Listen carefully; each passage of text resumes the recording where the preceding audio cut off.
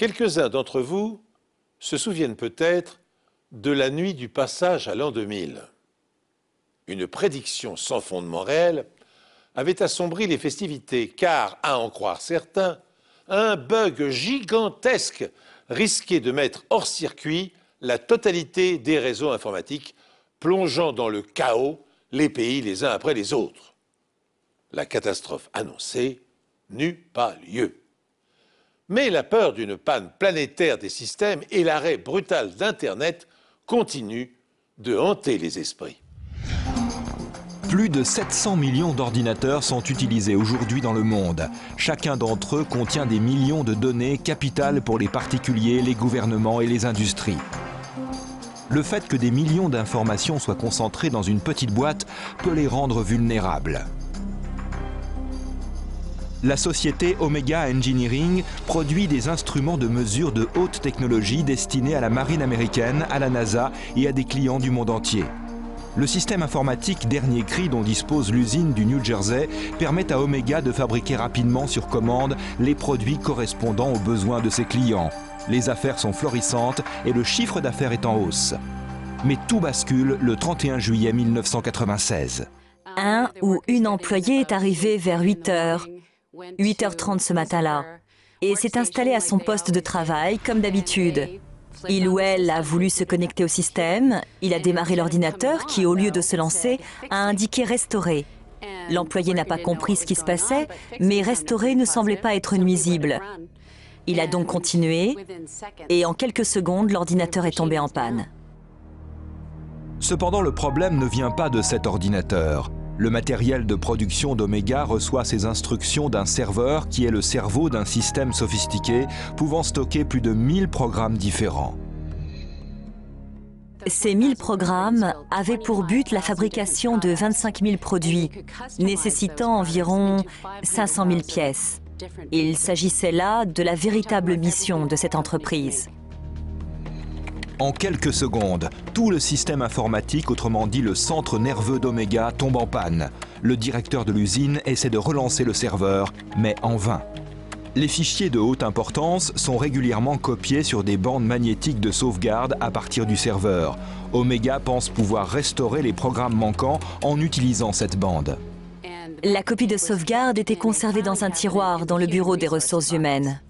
Mais la bande ne s'y trouve pas. Sans programme informatique pour assurer la fabrication, les employés de l'usine n'ont qu'une possibilité, terminer ce qui a été commencé avant la panne.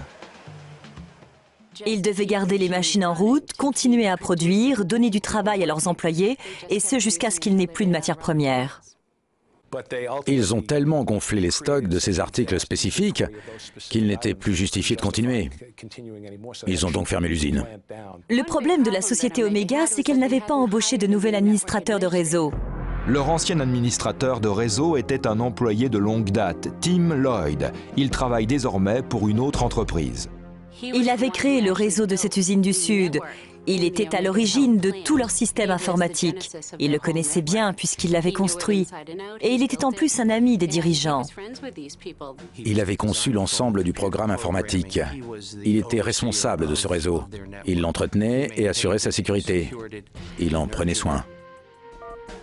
Le directeur de l'usine, Jim Ferguson, fait appel à Lloyd pour résoudre le problème informatique d'Omega. La crise extrêmement grave que subit Omega Engineering pourrait obliger cette société à fermer ses portes.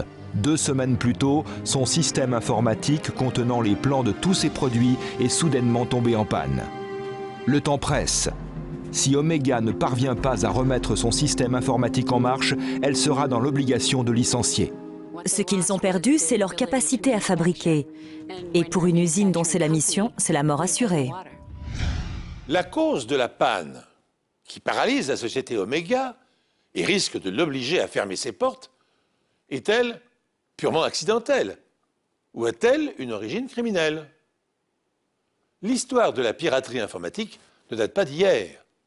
Déjà en 1971, John Draper, connu sous le pseudonyme de Captain Crunch, avait réussi à s'introduire dans les systèmes téléphoniques américains à l'aide d'un sifflet offert en cadeau dans une boîte de céréales.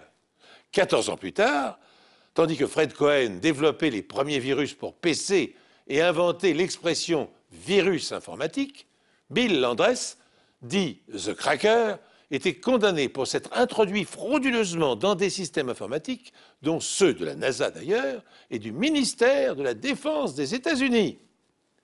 Depuis, les alertes au virus se multipliant, concepteurs de logiciels et administrateurs de sites sensibles ne cessent d'inventer des pare-feux pour protéger leurs données. Mais dans le cas qui nous intéresse, Omega n'a d'autre choix que de demander l'aide d'une société d'expertise. Omega fait appel à Chron OnTrack, une entreprise installée dans le Minnesota qui s'occupe de récupérer les données perdues lors de pannes informatiques dans le monde entier. Nous nous occupons de tous les types de stockage de données. On fait appel à nous pour récupérer des données qui ont disparu ou qui sont devenues, pour je ne sais quelle raison, illisibles ou inaccessibles.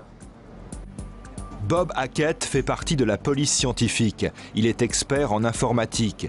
Bob commence par analyser le disque dur du serveur d'Omega.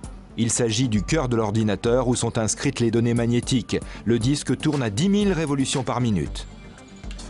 Techniquement, le matériel informatique, c'est-à-dire le disque dur ou n'importe quel composant permettant au système de fonctionner, aurait pu être défectueux. Mais tout semblait en bon état. Le disque est matériellement intact, mais pour retrouver les données, il faut en examiner le contenu électronique. C'est ce contenu qui peut fournir des indices importants. La direction d'Omega commence à se demander si la panne n'est pas le résultat d'un sabotage. Elle confie donc le disque dur au service secret par mesure de sécurité. Experts en fraude informatique, les agents des services secrets savent qu'en recherchant les programmes perdus, il est possible d'endommager les données du disque. On peut modifier ou écraser certaines informations rien qu'en allumant son ordinateur. Pour la police scientifique, il est impensable d'écrire sur ce disque dur. Les services secrets font une copie digitale très précise du disque dur d'Omega. Ce clone permet à la société OnTrack d'examiner toutes les données stockées sur l'original. Les enquêteurs d'OnTrack font une découverte étonnante. Il ne reste plus que des codes informatiques fragmentés. La plupart sont incompréhensibles, même pour des experts en la matière. Prenons l'exemple d'une feuille de papier posée sur un bureau. Si je la prends, que je la mets en boule et que je la jette dans la corbeille à papier, c'est comme si j'effaçais un programme informatique. Je peux toujours récupérer cette feuille dans la poubelle, la défroisser et en lire le contenu. Une purge reviendrait à prendre cette feuille, à la passer à la déchiqueteuse et à tout jeter en l'air. Les données d'Omega ne pourront pas être récupérées. Il s'agit maintenant pour les enquêteurs de la police scientifique de déterminer comment et pourquoi elles ont été détruites. Greg Olson, un expert du système d'exploitation utilisé par Omega, analyse le disque à la recherche d'un virus. Un virus altère les données en introduisant son propre code dans le programme en cours d'utilisation. Aucun virus ne pourrait créer ce type de dégâts. Il reste la possibilité qu'un utilisateur ait commis une erreur, qu'il ait tout effacé par inadvertance. Très souvent, on s'aperçoit que la perte de données a été provoquée lors d'une manipulation, c'est-à-dire lorsque des programmeurs ont réinstallé un système d'exploitation ou bien qu'ils ont fait une erreur en reformatant le disque dur. J'ai pu éliminer cette possibilité en examinant le système. Les données ont été effacées trop proprement pour que ce soit accidentel. Seuls les programmes de fabrication les plus importants ont été détruits. Si la panne était intentionnelle, il se pourrait que ça vienne de l'intérieur. Il fallait que la personne sache où se trouvaient ces fameux programmes. Ce n'est pas un gamin qui, tout seul chez lui après l'école, s'est introduit par hasard sur le système informatique d'Omega et a su où trouver ses fichiers. C'est forcément quelqu'un de l'entreprise, une personne qui sait où sont cachées les clés de la forteresse et comment affaiblir l'entreprise. Les services secrets se tournent vers Tim Lloyd, l'informaticien qui a créé le système informatique d'Omega. Il a récemment quitté l'entreprise et travaille désormais pour une autre société. La direction lui a fourni de bonnes références. Ils ont dit qu'il faisait du bon travail. Ils ont affirmé qu'il était techniquement excellent. Ils ne voulaient pas l'empêcher de trouver un nouveau poste. Tim Lloyd, l'ingénieur qui a conçu le système informatique d'Omega, peut-il être soupçonné d'avoir placé une bombe à retardement dans les mémoires numérisées des serveurs de l'entreprise? Les enquêteurs s'interrogent. Mais ayant quitté la société 3 semaines avant la panne. Lloyd n'avait plus accès aux bâtiments et au matériel sensible. La question reste entière. Qui d'autre que lui aurait pu faire le coup? Ils se sont dit que ça avait pu être piraté de l'extérieur. Mais Omega s'était déconnecté de tout modem extérieur. C'était donc impossible. Seule la direction dispose d'un accès au système informatique suffisant pour pouvoir l'endommager. Mais il y a visiblement un problème. Tout le monde avait un droit de surveillance et certains comptes étaient même accessibles sous le code 1, 2, 3, 4, 5. Ce code étrange ne nécessitait même pas de mot de passe. Il n'y avait donc pas de sécurité à ce niveau-là. 6 mois après la panne informatique, Omega lutte pour rester en activité. Comment son logiciel exclusif a-t-il pu être entièrement effacé? Greg Olson de la société Kroll On Track connaît parfaitement le système d'exploitation qui contrôle le serveur. Il passe au crible l'épave électronique du disque dur d'Omega. Le problème quand vous effacez des données ou que vous les détruisez, c'est que cela fait disparaître le plan indiquant l'emplacement de ces données. On cherche donc une aiguille dans une botte de foin.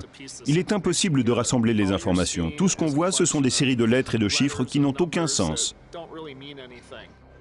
Olson s'en remet à un logiciel sophistiqué pour l'aider à trouver des commandes suspectes.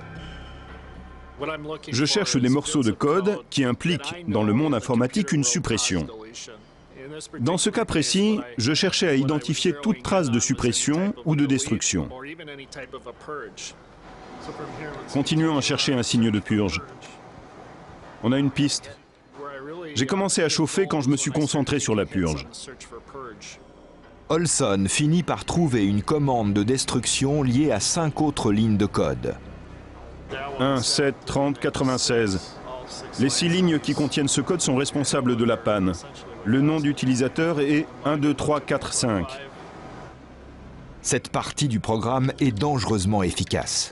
On appelle ça une bombe à retardement. Ces 6 lignes de code correspondent au détonateur. Ce sont des étapes que l'ordinateur a franchies, des sortes de points de contrôle. La première ligne vise à contrôler la date. Le repère établi est le 30 juillet 1996, la veille de la panne du serveur. Ce détonateur peut être relié à n'importe quel utilisateur. Il contrôle donc la date quand vous vous connectez. Si la date a dépassé celle qui a été programmée, le détonateur met en route la bombe à retardement visant à effacer les programmes. La deuxième ligne de code donne accès au serveur. La troisième ligne est une commande de connexion pour le mystérieux utilisateur 1, 2, 3, 4, 5, une sorte de fantôme informatique. 1, 2, 3, 4, 5 et un utilisateur quelconque se sont connectés sur la même machine.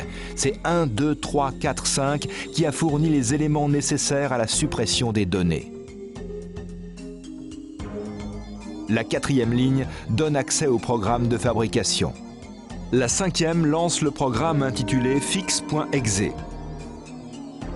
En se penchant sur le code de ce programme, Olson découvre un étrange indice. Le code a été généré à partir d'un programme classique de suppression. Il a cependant été reconfiguré afin de tromper toute personne se connectant au système.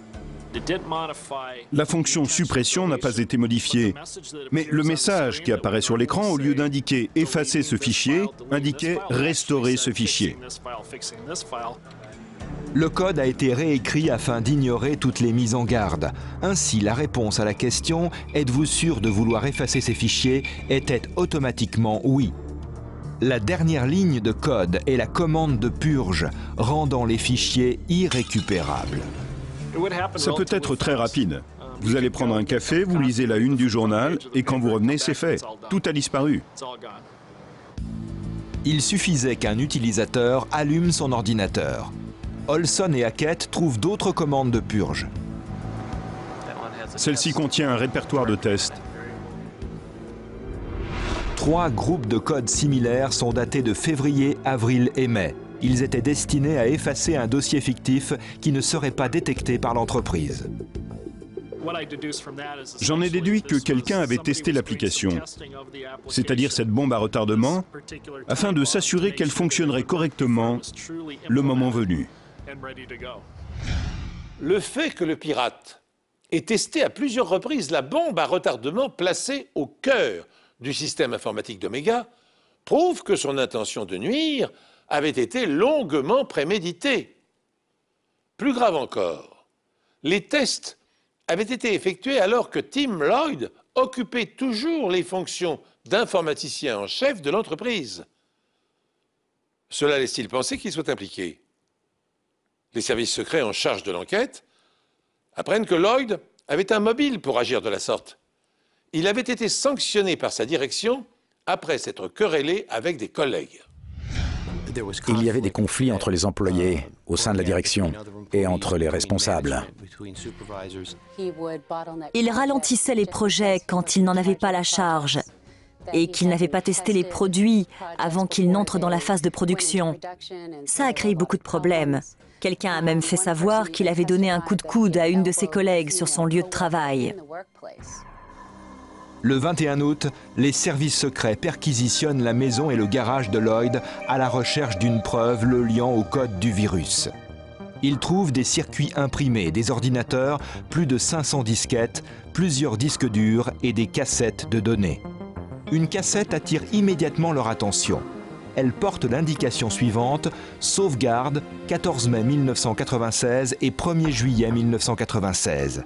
Les autorités pensent qu'il peut s'agir de la copie de sauvegarde restée introuvable chez Omega. Malheureusement, elle est vierge. Les données que nous avons trouvées sur d'autres cassettes avaient été formatées début août. Nous avons appris que la copie de sauvegarde avait été reformatée ou essentiellement effacée quelques jours avant notre perquisition.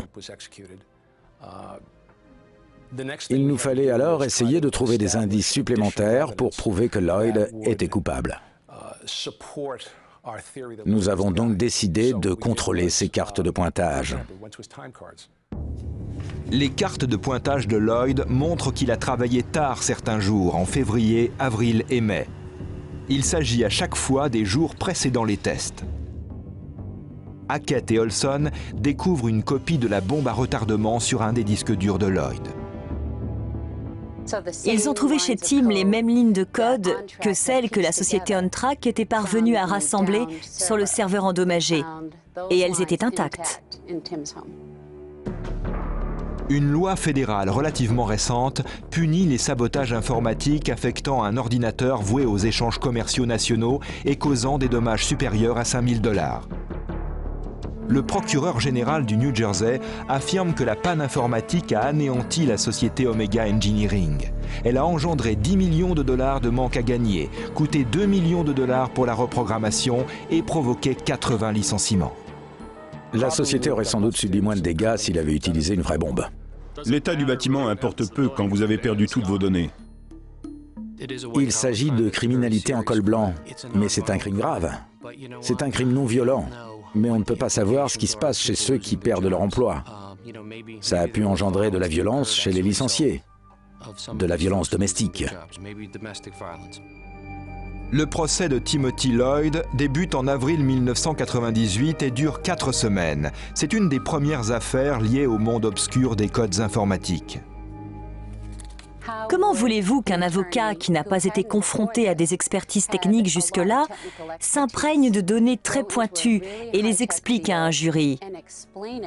Il n'a pas d'empreinte digitale à lui montrer, ni d'arme à feu, ou encore de sachets de cocaïne. Lors du procès, le procureur général affirme que Lloyd s'est fait mal voir de ses supérieurs et qu'il a mal accepté d'être évincé. Les enquêteurs parviennent à prouver que Lloyd a conçu le code de sa bombe à retardement chez lui et qu'il a travaillé tard à l'usine afin de pouvoir l'installer et le tester discrètement. Il avait décidé de se retirer de l'entreprise et était sur le point d'aller passer un entretien dans une autre société quand il a été licencié. Il a dit à un recruteur de sa nouvelle entreprise que tous les emplois chez Omega étaient en péril. Il a fait cette déclaration le 31 juillet, le jour où le système informatique est tombé en panne. Comment aurait-il su pour la bombe à retardement? Ce jour-là, personne, même chez Omega, n'en savait rien. Il pensait avoir un problème informatique, c'est tout. Mais le fait qu'il parle de tous les emplois, c'était un élément important, une information que les membres du jury prendraient en compte. Les fragments de code que les experts en informatique ont trouvés constituent la preuve la plus incontestable. Pour détériorer le matériel de la sorte, effacer et détruire toutes les données sans que personne ne s'en rende compte, et avec une telle rapidité, il fallait vraiment être très calé. Il n'était plus là. En réalité, son licenciement l'arrangeait. Il s'est sans doute dit qu'on ne remonterait jamais jusqu'à lui. Heureusement, on a trouvé chez lui un disque dur contenant le code du virus. Sans ça, il s'en serait sorti. À partir du moment où on a trouvé cette preuve chez lui, il était cuit. Le jury déclare Lloyd coupable. Suite à plusieurs recours en appel, il reste libre près de 4 ans, mais en 2002, il est incarcéré pour 3 ans et demi. Il est également condamné à payer 2 millions de dollars de dommages et intérêts. Lloyd clame son innocence et affirme qu'un employé d'Omega a dû effacer tous les programmes par inadvertance. Il dit pouvoir le prouver devant le tribunal, mais son avocat lui suggère de ne pas le faire. C'est un égotiste fini. Il n'en revient pas de s'être fait prendre. Je pense qu'il était persuadé de s'en sortir indemne. On peut penser, compte tenu de sa personnalité, qu'il était prêt à venir à la rescousse. À un moment donné, il aurait été capable de dire qu'il avait créé le système et qu'il allait donc pouvoir arranger ça. Mais quand Ferguson lui a dit que les services secrets allaient s'en mêler,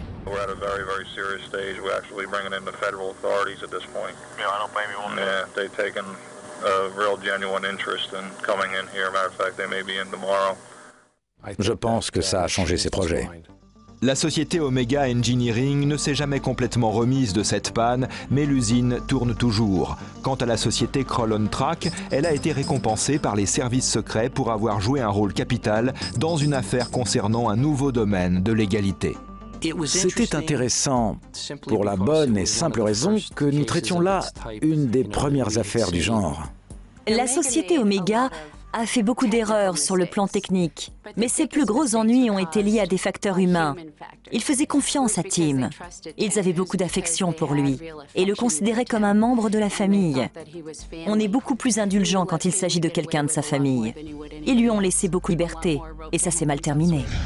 La vengeance de Tim Lloyd a coûté cher à Omega. Environ 12 millions de dollars ont été dilapidés en vain et 80 employés ont perdu leur emploi. Ce préjudice considérable a failli ruiner l'entreprise. Fort heureusement, ses clients institutionnels comme la NASA ou le ministère américain de la Défense ne lui ont pas retiré leur confiance et la firme est parvenue à se redresser. Jugé coupable de piraterie informatique, Tim Lloyd a été condamné à une peine de 41 mois de prison et au paiement de 2 millions de dollars de dommages et intérêts.